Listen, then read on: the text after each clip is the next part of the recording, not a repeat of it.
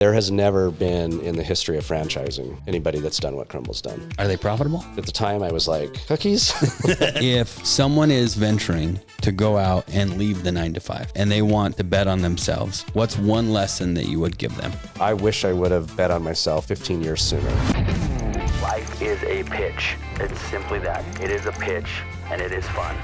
Let's make sure that you're being sold what you want and you're selling what you actually want to sell. I really just love selling. It's the easiest thing on the planet if you believe in yourself. Let's buckle up. By the way, my name's JL. This is Sell Anything. Welcome back to the Sell Anything podcast. Today with me, I have the one and only Joseph Durfey. Durfey is one of the only men on the planet who has saved my life. He doesn't know, but he does know because I remind him every time. But he literally attempted to save my life. And we'll get to that story a little bit later. But as an introduction, Joe is an entrepreneur, started out in sales, left the 9-to-5, bought into a franchise, scaled that franchise, got multiple locations, and dude, we just want to hear all about it. So tell us, Joe. Yeah, I'm excited to be here. This is super fun. I'm trying to remember how I saved your life, so I'll be excited to hear that story. You're going to have to refresh my memory. Oh, I'll just tell you. Okay. I'm guessing this was somewhere in another country or something. He was in Russia for sure. On a slippery bus stop. Yeah. You just, yeah. So yeah, I grew up here in Utah Valley and was the oldest of 7 kids, and we fought for scraps at the dinner table growing up, and I graduated high school and went and served a church mission for a couple of years, and that's where we met and had some life-changing and life-forming experiences out there in Siberia, and came home and sort of jumped right into sales. As soon as I came home, everything I did was sales. So I first sold dental marketing campaigns for a dental company, and we were selling $40,000, $50,000, $60,000 marketing campaigns with direct mail and website and SEO. This was back in 2003, 2004. Yeah. Did that for a little while I was going to school, and then moved on to a company called Security Metrics, where I sold, and then I ended up, running the sales team and ran our enterprise sales team there for 5 or 6 years. And wild. And I think I always, in my heart of hearts, in the pit of me, I think I always knew I wanted to do my own thing. I think I admire, like growing up, you have those people that you look up to and you're like, I want to be like that. Yeah. And it seemed like everybody that I sort of looked at and was like, I want to be like that. They weren't like doctors and lawyers and like tons of respect for that profession. And, but it just wasn't what I wanted. All the people that I looked up to, they just seemed to me like they owned their life. They owned their time. They were all like great communicators. They all seemed to like have some charisma. They seemed like they were people, lots of friends, work hard, play hard. So I think I had anybody that's been in sales, and like, I think a lot of people go into sales because there is probably more freedom and more autonomy than a lot of careers. 100%. I'm talking like corporate sales. 100%. But I think I still wanted just more freedom and more autonomy. And I wanted to sort of just do my own thing and forge my own path and not answer to somebody, besides my bank account or whatever. After 10 years at Security Metrics, I was just getting kind of an itch to do something different and to take more risk and, try to have some more asymmetric risk with a bigger upside and kind of mitigate risk. I had 4 young kids at the time, and a mortgage, and it wasn't the ideal time to just I had a little bit of money, but not a lot of money. We could have been fine for a year, but past that, it's like pretty iffy. And so this startup called Grow that was doing business intelligence software for small, medium-sized businesses, sort of like a Tableau or a Domo, but for small businesses. I do remember this. Yeah. Okay. Yeah. So, they had a really awesome, smart founder, Rob Nelson, that had some success in a prior company and went and started this business. And my friend, Jake Young, left and was working with those guys, and they got to 30 or 40 employees and wanted to bring somebody on to do like partnerships, strategic partnerships and business development. And I was getting this itch to like, okay, well, in Utah Valley, like Silicon Startups, Slopes. yeah. Like it was kind of the thing. And Yeah. everybody was trying to get equity Yeah. in companies. And, you know, you'd seen the successes, and I was like, true. it's still happening today. It's still happening. Yeah. And it'll continue to happen because Yeah. of the people that Yeah. are here. Right. 100%. But, you know, this was like, I was like, okay, I think this is a good opportunity. And I actually took a pay cut and, you know, I got a little bit of equity but had an opportunity to go try to build something. Yeah. And so I went and did that, and I did that for 4.5 years, and the company had a lot of success. And then there were some struggles like all startups go through, and, you know, one thing led to another. And I just sort of felt like, okay, I think my run here is kind of coming to an end, and I want more control, you know? And I was not enamored with, you know, this is, you know, I mean, one thing I would say to just like to my kids, this is what I'll tell my boys is like, you got to do you. 100%. And sometimes you find yourself in environments where whatever it is, the type of people, the culture, the whatever, like you love them to death, but you're just sort of like, I don't know if this is my home. And I felt that way a little bit in tech. Like I like to be in the outdoors. You know, I like to, you know, I was like, amazing people, amazing industry, like super awesome. But I was just like, I'm not sure this is, you know, where I want to be for the next 30 years, kind of either with Grow or with another software company or starting my own. Just, you know, so at the time, Crumbl Cookies had just started, and it was booming, it was really, really early.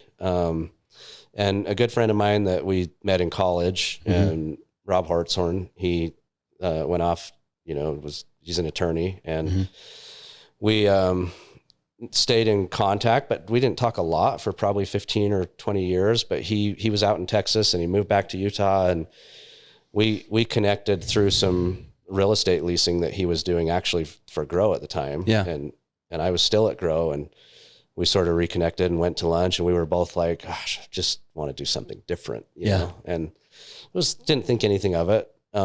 Like a month later, Rob called me back, and he's like, hey, if you're serious, let's go do Crumbl. And I'm like, dude, at the time I was like, cookies?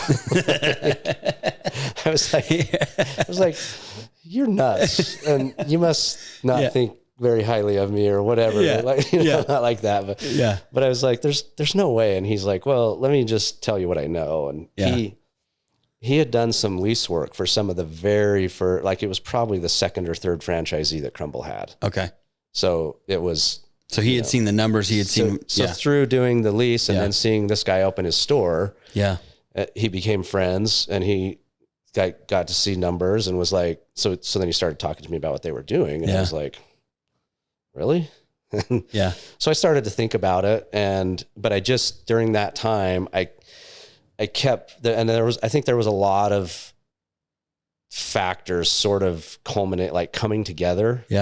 At the same time, where I knew that I was going to be leaving Grow. And I wasn't exactly sure where you're going to land. What was next. And I had opportunities to go do other corporate gigs, but I knew that's like, I just inside, I knew that that's not ultimately what I wanted to do. Makes sense to me, dude. And I also knew that what I wanted to do was a lot more risky. And it was going to be a lot more scary, and I was going to put my, you know, family's short-term, you know, situation, it like kind of throw it up in the air. And so, but I just kept, you know, with my wife, as we thought about it and talked about it, and we did our lists, and we were like, what's the best case scenario? What's the worst case scenario? And, you know, we finally got comfortable with like, let's do this. So, so we went, and, you know, Crumbl was, we went and met with the Crumbl guys, and we tried to start franchising in our backyard, and it was sold out. We tried the surrounding states in the West, Arizona, Colorado, et cetera, and it was sold out. And there was only Crumbl, way to go. There was only 20 stores open at the time or something. So Crumbl bucked all the trends and a lot of the conventional wisdom of responsible franchising. In terms of how you scale. You know, a lot of the conventional wisdom is, to sort of go slow and manage the growth. And, Bad idea. And send it, dude. and I think it depends. It's like everything else. It's so situational, and it depends on the concept. It depends on the founders. It depends on, Crumbl's founder, I think, has a background in tech. And so, the game was like scale and grab market share as fast as you can. Right. And, in tech, it's like they, kind of the design is to be in the red for a lot of years. Yeah. And you just keep pumping in that VC money and, true. And so I don't know this, just my looking at it. I think that was their strategy, was just like, hey, look, like send it. If we don't scale as fast as we possibly can, somebody else is going to. Mm-hmm. This is, there's been copycats. We've all seen them. Yeah. Most of them have closed now. They didn't make it. Yeah. Because they scaled so fast. But we tried to do it here, and we, it was just all sold out. So Rob is from Houston, Texas, and has kind of a network there, and they hadn't made it to Texas yet. Yeah. So we went and met with them, and we're like, hey, how about Houston? And they're like, yeah, cool, do it. So isn't that where that's where Jason knocked a ton. So Jason probably knew the market. Brother. Yeah. Yeah. My brother knocked a ton there, still has, I don't know if he has sales teams there this year, but he has had, he for years knew the market. And yeah. I'm like, well, okay, it's not there yet. It's doing well in these markets that it has opened in. Mm-hmm. There's 7 million people there, a lot of room to grow. Yeah. And I'm like, well, all right, let's roll the dice and let's do this thing. So we opened our first store in January 2020. Okay. And it was the 41st store, if I'm not mistaken. I think it was the 41st store that opened its doors for Crumbl at the time. There's 1,060 plus now. So yeah. So we were really early. I know we were the first store in Houston. I think we were the first store open in Texas. You said 1,060 now? Yeah. 5 years later. Yeah. Yeah. Yeah. It's wild. Truthfully, there has never been in the history of franchising anybody that's done what Crumbl's done. Yeah. In terms of how fast they scaled. Yeah. It's never happened. I don't know that it'll ever be done again. It's wild. Pretty wild. Are they profitable? Yeah. Yeah. Very profitable. They just brought in they just took on some. So I'm going to echo what you said. A VC. Cookies? Yeah. Yeah. They just did a deal with TSG, who's, big private equity that invests in, franchise, like in a lot of concepts like this. But they're doing very profitable, doing very well. Good for them. The stores are profitable. We opened that store in January 2020, and 2 months later, we all know what happened. The world changed with COVID. 100%. And I had left Grow, had a little bit of money in the bank. I also had, I think that I sort of believed before I did this myself that this whole, like, you put it out into the universe and the universe molds itself around your desires to make it happen. If they're, I think I believed that. Yeah. On one level, on another level, I thought it was sort of a bunch of like hocus pocus BS. Woo-woo. Like, it's like, and what do you think now? Well, it happened for me. Like, because it works. And I'm still climbing the mountain. I'm a long ways from where I want to be. Yeah. But there were some things that happened that, had they not, and had sort of just like God not stepped in through people to help. Because the hardest thing for what I did, and like obviously, like a lot of people ask me, like, how did you do it when you're 38 years old and have a mortgage and kids and, not a ton of money in the bank? Like, it's not. Did you just say, do you know who I am? It's very smart, and, I just lost my train of thought. But how did you do it when you're 38? Well, I was What'd you say?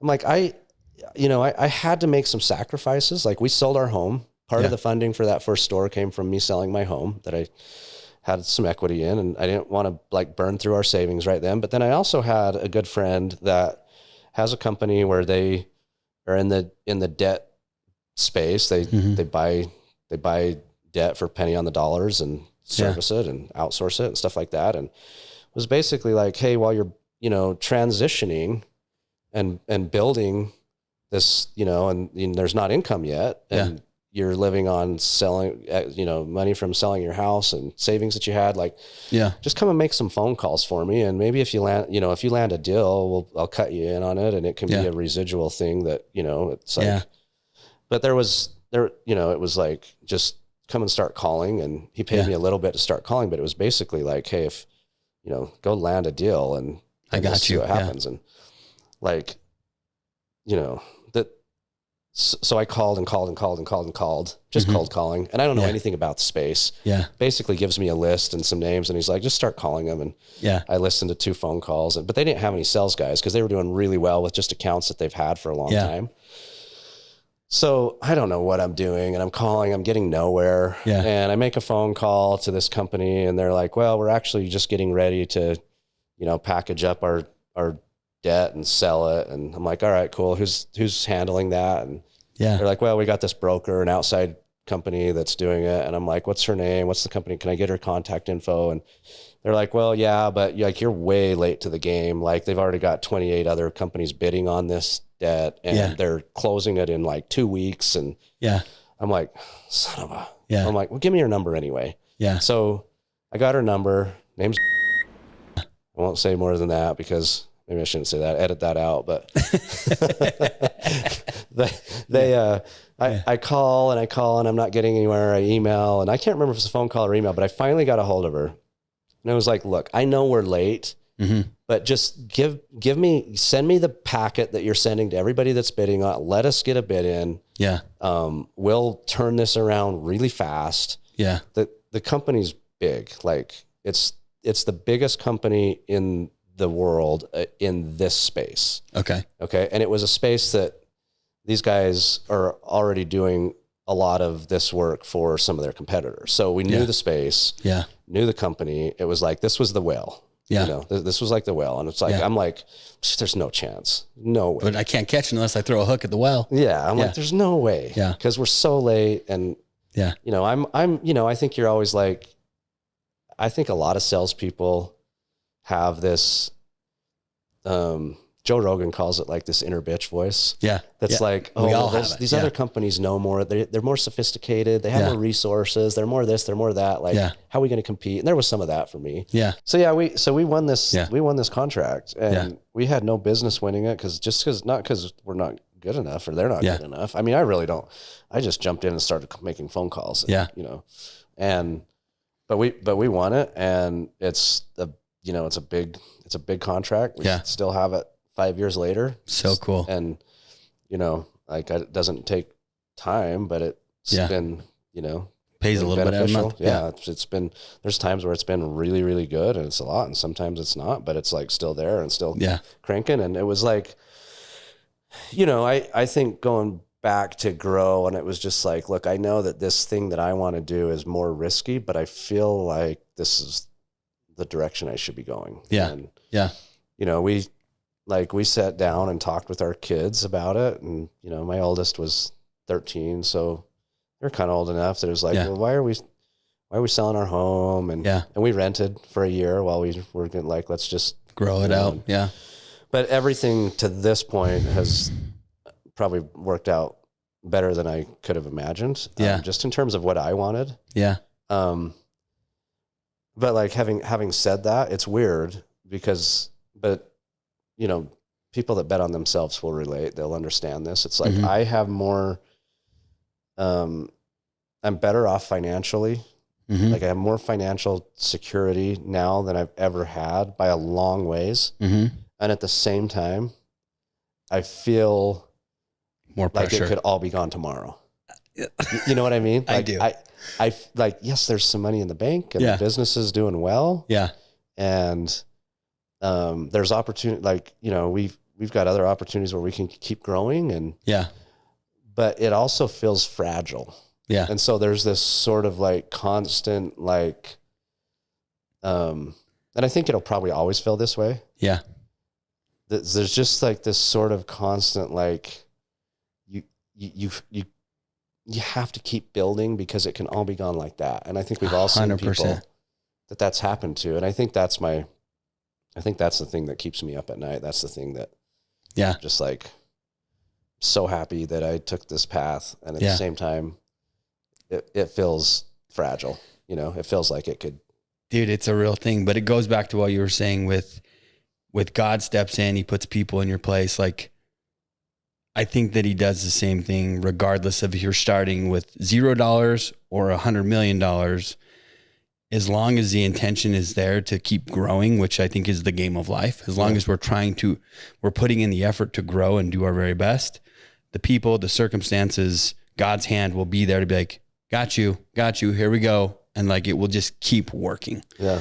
But there is that human element of like, this could just blow up in my face, dude. Yeah. Like, and but I'm doing it. And I've thought multiple times it was going to. Like, we got into Crumbl, and the first FDD we looked at, I think that build out range was 100K to 250K or something like that. And COVID happened and everything went, and all of a sudden it's 400 or 500, 600K to build out one store. Yeah.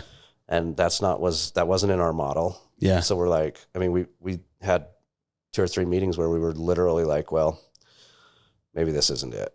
And we were going to walk away. And at the time it was like something kept pulling us back. And so we, again, like people stepped in and made introductions to like people that helped with SBA lending. I had no experience with that. Didn't know how that game worked. And what we self-funded, we did some SBA stuff. We found an investor. We, after getting a few of our stores open, we found a local operating partner that we cut into the business that was just a game changer in every sense of the word. Like I love it.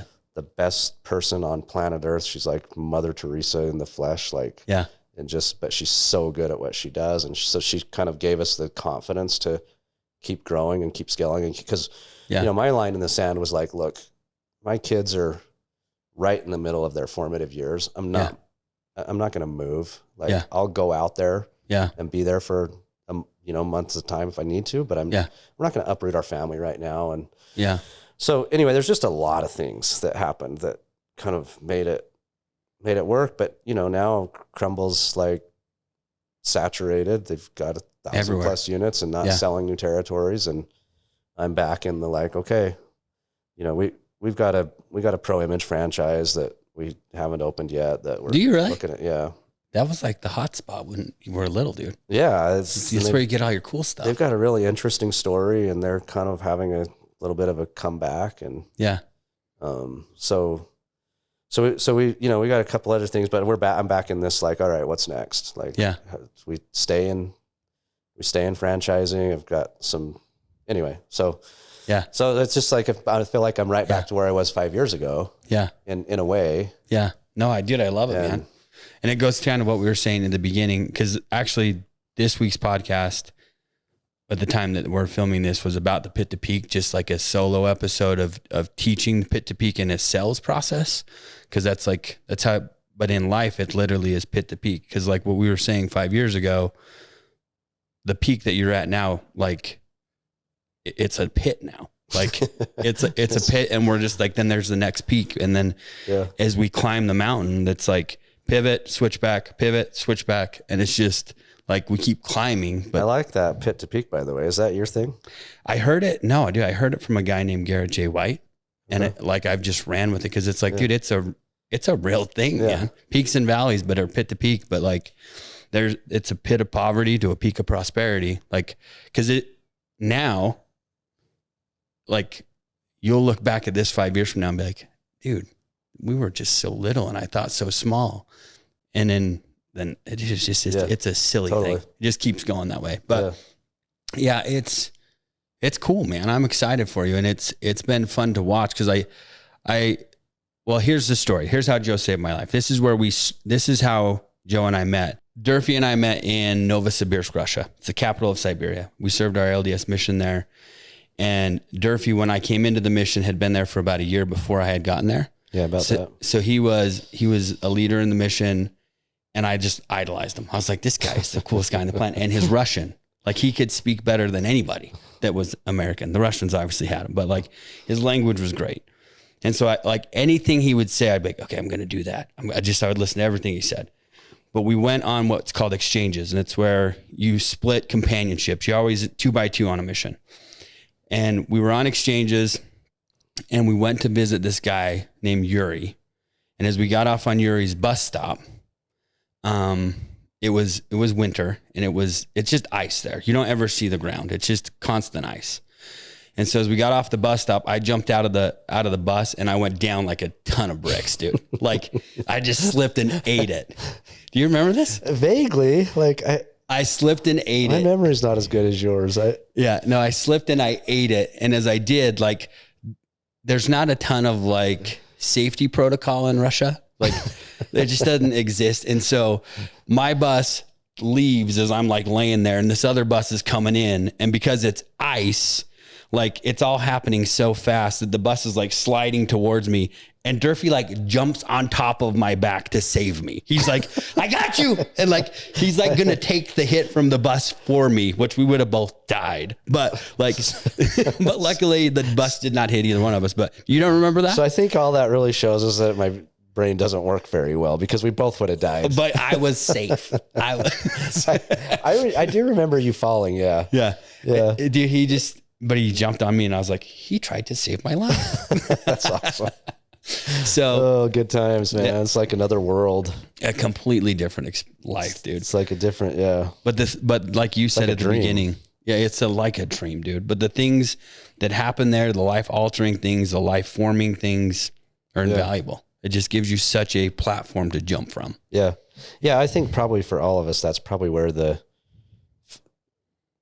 interest and the obsession and the fascination and everything with cells started. Mm-hmm. If you can sell the gospel, you can sell anything. Like, yeah. If you can sell that story to Russians in the middle of Siberia. Yes. And, and believe it. And like 100%. Yeah. Like, but it really is like, it's really just like, dude, you just like learn to love people and talk to people and want to learn their story and ask them questions. That's it.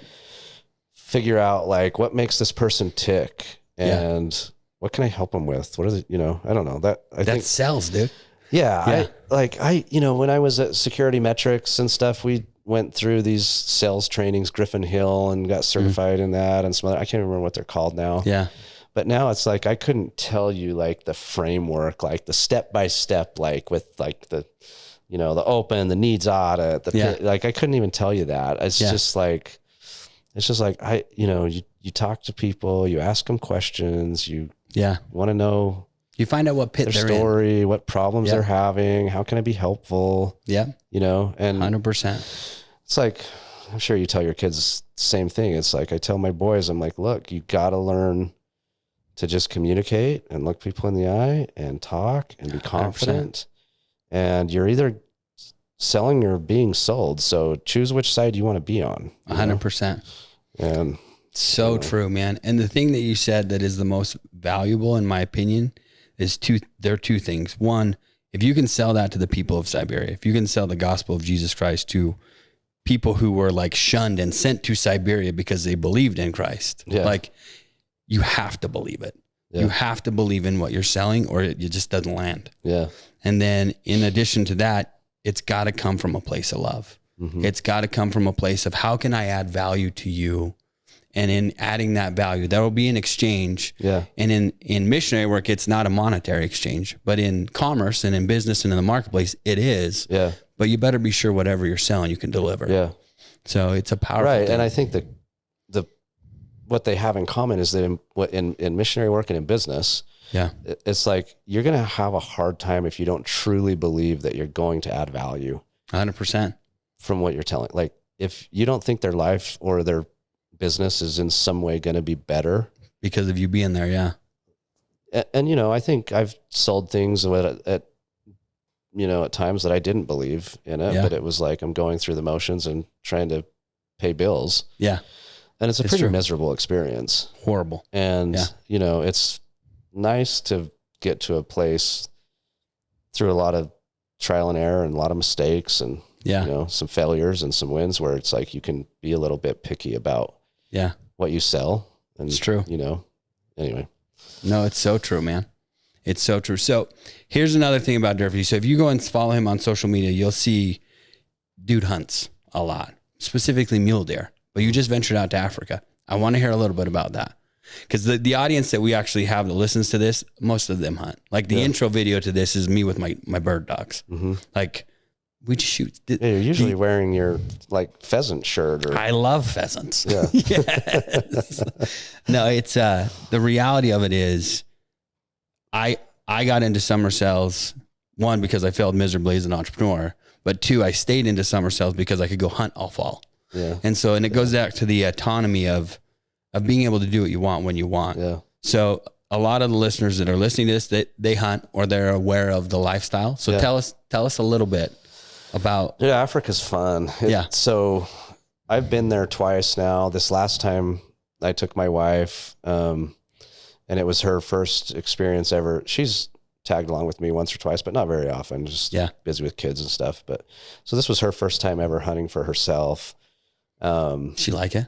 She loved it. She had so much fun. Like, I mean, she'll tell you of all the trips we've done together, this was her favorite one. So cool. She's already begging to go back. And part of it was kind of on this theme of what we've been talking. Part of it was the people. So we went with, Tullies, and there's 3 brothers, and they're 6th generation family in South Africa. Yeah. Where, farmers, and it's just been passed down from one generation to the next. It originally came from England, and they are just the most like salt of the earth, good, God-fearing, Jesus-loving people that I've ever met, So cool, dude. So where the hunters stay, and it's really nice. Like I've hunted a lot of places where you're roughing it. Mm-hmm. This is the opposite. It's like 5-star everything. The rooms were amazing. The food was unbelievable. I love it. But what's different about these guys is so the 3 brothers, they're, 25 to 35, 36 years old. They're young guys. They all have young families. 2 of them have 3 kids. One of them has his 4th kid on the way. Yeah. The other one just got married, just had his first kid. They're like super family oriented, and you stay like with them. So you just are incorporated into their life for the time you're there. Their kids are running around on the property. Yeah. We go out, and hunt during the day, and then they come back and you see what kind of dads these guys are, and they're with their kids, and you're with them, and the wives do all the cooking. Yeah. And so the hunting was incredible. Mm-hmm. Like the style of hunting was more what you would be into, like more like we were on the Eastern Cape. So for those that don't know, the Eastern Cape is mountainous, it's hilly. Okay. You got big mountains, so you can spot and stalk. Cool. Whether you're archery hunting or if you're rifle hunting, you can shoot long range. We did, 700-800 yard shots with like way to go. Really good equipment. Yeah. Heather shot a kudu bull at just under 500 yards. Wow. And nice. And you can take your own equipment. We didn't. I took a bow. Yeah. And then we used their rifles. Did you get anything with a bow? No, I hunted with my bow for just over a day. Yeah. And I had 5 or 6 failed stocks, and the one arrow I shot. Yeah. And I had intended to hunt with my bow a lot more, but where Heather was there and it was her first time. Yeah. We just didn't lined up where you both. So I did fling one arrow. Yeah. And I snuck up on this mountain reed buck. It's one of the tiny 10. Okay. And I got to where I thought I was about in range. Shooting a tiny, and this wasn't a long stock. Yeah. This was like we're driving along, and I see him up 400 or 500 yards up the hill, and and maybe takes me a little while. It took me a little while to get there, but it's not like it was. So I get to where I'm getting closer, and I go to grab my rangefinder, and it's not there. Oh shit! And when I jumped out of the truck, I left it sitting on the seat of the truck. I arranged something else, and it was stupid. And so I snuck in a little closer and guessed. And these things are so small. They're like the size of a medium-sized dog. Yeah. It's not like a elk or a mule deer or whatever. Yeah. I guessed it was their entire body is the kill zone on one of those. Yeah. It's like the kill zone on an elk. Yeah. Yeah. Okay. And so I guessed it was 70 yards, and I shot right over his back. And close. So the guys back in the truck watching me stalk ranged where I was and where the deer was, and they figured it was like 50 yards. So, So makes I airmailed it, but that's the only, everything else we shot with a rifle. But I'm going to go back and just bow hunt, because it is for hunters that are watching the podcast. If you want to just have like a bow hunt where you can do like stock every day, like multiple times every day on lots of different game. Yeah. There's no better place in the world than Africa. Really? And And the cool thing about this one, when I went to Limpopo, which is north of Johannesburg, it was pretty flat. Yeah. There was a lot of driving around, and I just didn't love it as much. But here you could make it as hard or as easy as you want. So like I shot a 41-inch gemsbuck bull, which is a lot of times the cows for the gemsbuck are longer. And so to go over 40 inches on a bull is pretty hard to do. Yeah. But we hiked 2.5 miles before I shot on that one. On the Eland, we hiked up a pretty steep mountain. So we weren't just driving around, just shooting from the truck. Yeah. Which is not what I want to do. Like I want to hunt. Yeah. And so, but the whole thing was incredible. But maybe the highlight of the whole trip was the Tolley family, they also have these schools that they run that they support with what they call the Hunter Dollar. Oh, cool. So they take, underprivileged, Black Africans that grow up in really brutal circumstances, and they just don't learn as they're growing up, like just sort of, basic like hard work and integrity and on it. Like they just, aren't taught that. So they bring them into this school when they turn 17 or 18. Oh, wow. And they stay with them for a year. Yeah. And they just try to give them skills so that they can go out and do something with their life. Yeah. Yeah. And so, some of the money that you spend hunting with these guys goes to do that. But then we went to the school, and they had just brought in a new group of kids, and we go through the bedrooms, and they don't have pillows and they don't have bedding. Yeah. They had one little mirror that was like, a little handheld mirror like this. Yeah. And it was this group, it was like 10 girls and one boy. Wild. And the mirror, 3/4 of the mirror was broken out. So it was just this jagged that they would pass around to try to see themselves. And they had never seen themselves? Like they had never. Well, they probably had, but when they got none of them had a mirror to bring to the school. Yeah. And, they don't have a lot in the school. Like they operate on pennies, Yeah. So we got to go and buy bedding and buy, just basic everyday things, things and present it. And it was like one of those, like not a dry eye in the room experiences, I love it, dude. And then we went to a school where there was about 500 kids from the age of 5 to 15. And we bought them meals, and we played with them at the school for like 3 hours. And it was so fun. And so this trip was so cool because it was more than just hunting, and the hunting was incredible. The people, the hunting, the charity stuff was it was more than just a hunt. So if anybody's looking at Africa, go look up Tolley's. Or call me. Okay. Get my number from JL and call me. I like it. I like it a lot, dude. So my oldest son and I just went on a gator hunt down in Florida. Oh, cool. I saw some pictures from that. Dude, it was so fun. Yeah. But very, very similar. Like I think this is their third generation cattle ranchers and now the brothers run all the hunting stuff. Mm-hmm. And it was a very similar vibe of like, you just became a part of the family, dude. Yeah. Like they're just so cool. Yeah. You watched the dads who are running the deal with their kids. The wives are there. Like, it was just a cool experience. We'll go back for sure. Yeah.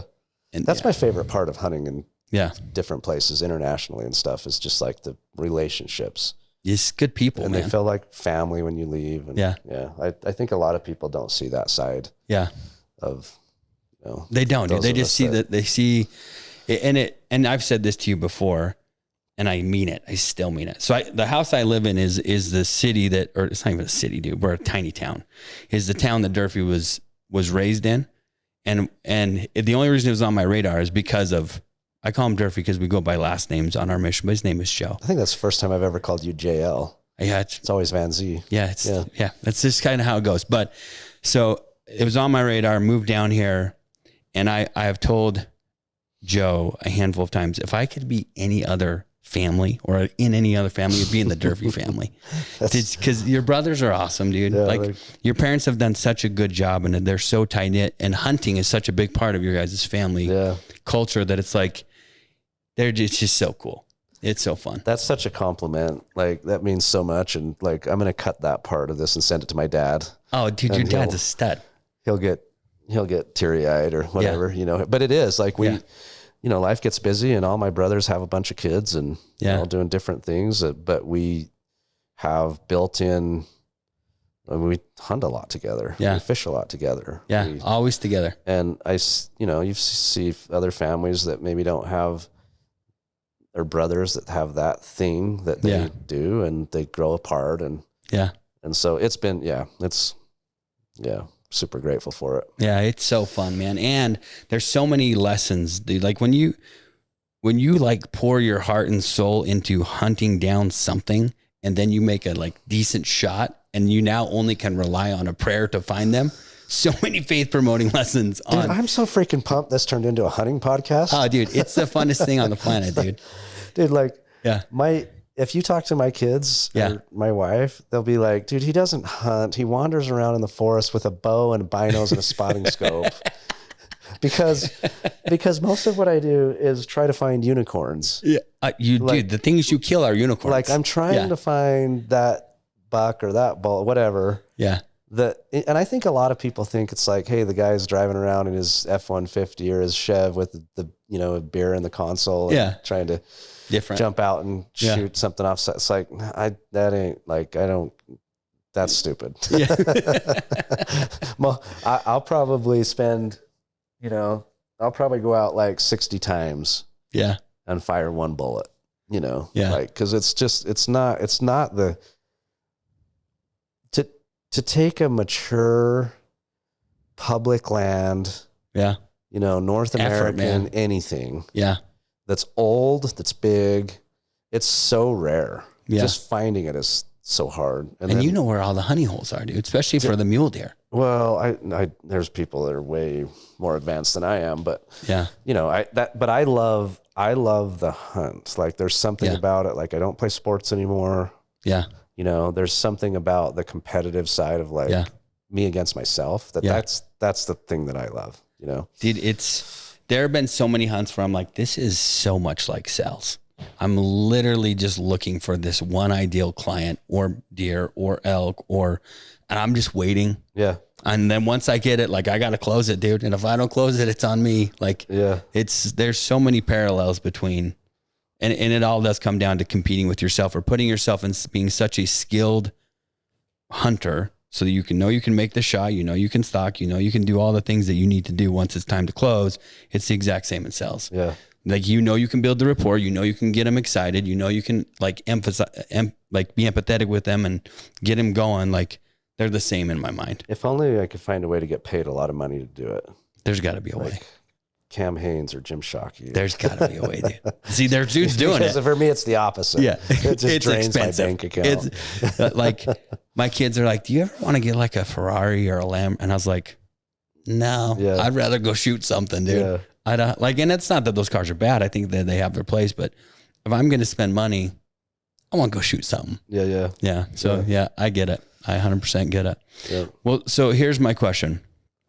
If someone is venturing to go out and leave the 9-to-5 and they want to bet on themselves, what's one lesson that you would give them? What's one lesson you send their way?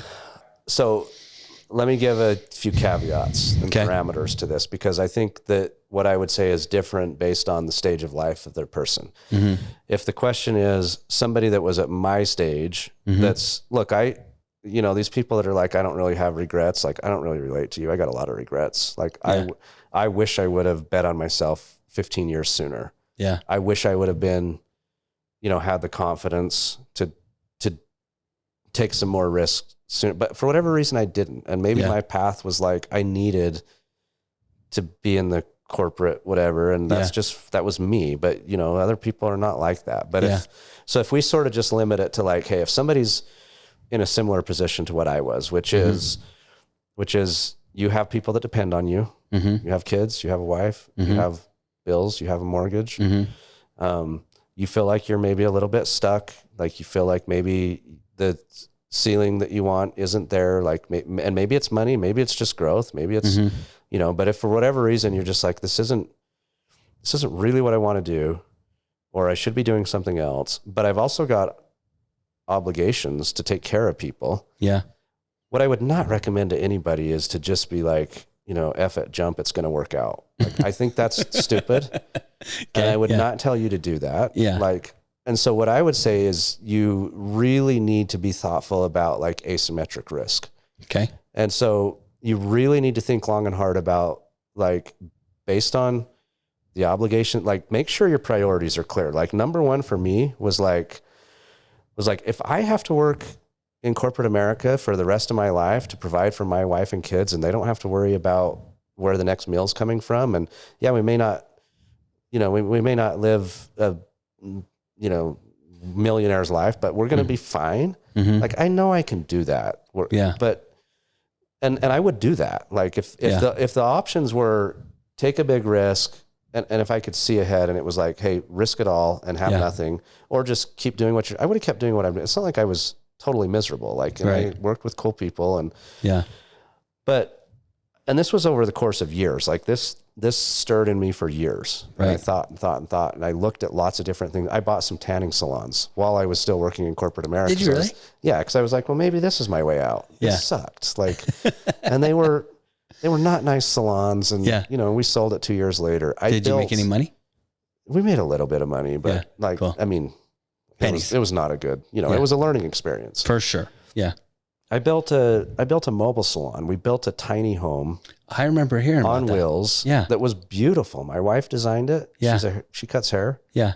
And we were going around to corporations, right? And like all these big companies and started to cut hair. And I had a partner and his wife did hair. And so our wives were doing it together. Yeah. And they were all excited. Well, like a year in, like, we have 4 kids, they have 3, they just got pregnant with their 4th. And the girls are like, it's hard to do this and be a mom. And we're like, well, yeah, we tried to tell you that. So and this is when I was still working. And so we sold that.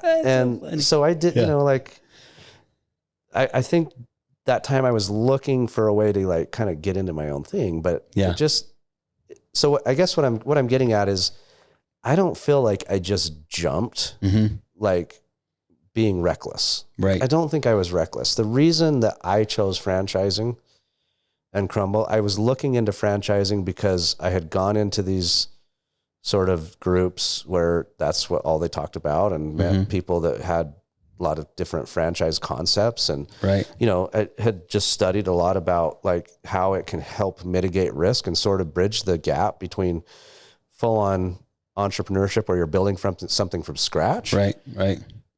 And so for me, with just my stage was like, I think there's a lot of asymmetric risk in the good way for me. Like, I think my downside's really limited.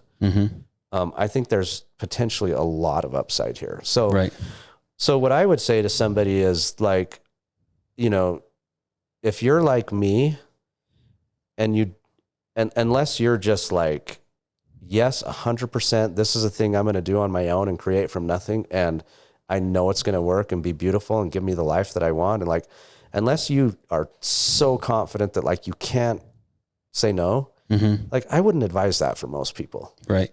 I could see that. That makes sense to me. That's what I would say. Like, most people that are where I was that have been in corporate America but wanted to work for themselves either need like some experience from their time working where they were working, and like there's a launching pad into doing something connected to that, right? Where you already have some contracts or some relationships or some that like, so because the hard part is if you're 21 and single, send it, dude. You can fail and fail and fail and fail and fail and take 10 years. And you can't do that when you're 38 with kids and a mortgage. And you have to calculate it. So it's got to be very calculated. Yeah. It needs to sort of play to your strengths. And like, I was like, honestly, like, I don't think I'm not that creative. Like I never had tons of great ideas. I didn't feel like, to go just build something from scratch. The mobile salon's a great idea. Well, and I think it really could have had some wheels, literally. But the ceiling's not, I don't think the ceiling, anyway, maybe if we franchised it or something, but but for me, I was like, I think, hey, here's a playbook, and what I have to do is execute on the model. And I think I can execute on the model. Like, I think I can recruit. I think I can attract people. I think I can train. I think that I can be really thoughtful and learn what I need to learn about site selection, about managing a build out process, about, managing the numbers of labor and cogs. And like, I just looked at it and we didn't just jump in. Like I kind of went through a process where I really tried to analyze it and be like, can I do this? And can this be a stepping stone to do more things like that? And it was like, I think this, like, I feel good about this. So cool. So that's what I would say is just like, I don't know, be really, really thoughtful, because it can certainly go the other way. It's been good for me, but it can blow up in your face. It can definitely blow up in your face. 100%. There's worse things than working a great job with great people for a decent wage. Yeah. There's worse things than doing that for 40 years. Yeah. You know, so, but there's better things if you can, you know, if you believe in yourself, if you get it right. Yeah.